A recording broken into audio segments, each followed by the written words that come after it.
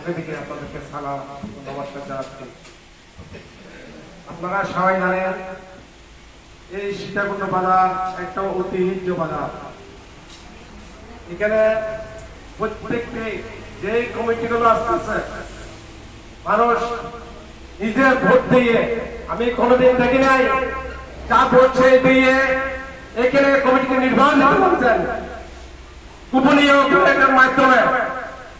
আপনারা জানেন আমি বিগত কয়েকটি কমিটিতে এখানে ছিলাম। আপনারা জানেন আমি কি ধরনের লোক। আমি একজন পুরাতন ব্যবসায়ী, অনেকদিন থেকে আমি ইউনিলিভার, নেসলে, বিভিন্ন বড় বড় মাল্টিনেশনাল কোম্পানির সাথে আমি ব্যবসা করে আসতেছি। আজকে এই বাজারে আমাকে চাঁদাবাজের ভয় দিয়ে, ফেসবুক দিয়ে আমার মান সম্মান নষ্ট করতেছে। এখন আমি আপনাদেরকে বিচার দিচ্ছি। আমি প্রত্যেকটি হোটেলের সাথে আমার সাথে সম্পর্ক আছে। আপনারা জানেন এই মুহূর্তে আমাকে 7 বার নির্বাচিত করছে বাজারে। ব্যবসায়ীরা আমাকে কিভাবে, কি ধরনের আমি কি ধরনের আমার চরিত্র আপনারা মাধ্যমে প্রকাশ করতে চাচ্ছি। যারা সন্ত্রাসী কার্যক্রম করবে এই সীতাকুণ্ড বাজারে তাদেরকে কোনো ছাড় দেওয়া হবে না, তাদেরকে দায়িত্ব করতে হবে। আমরা ব্যবসায়ী করি,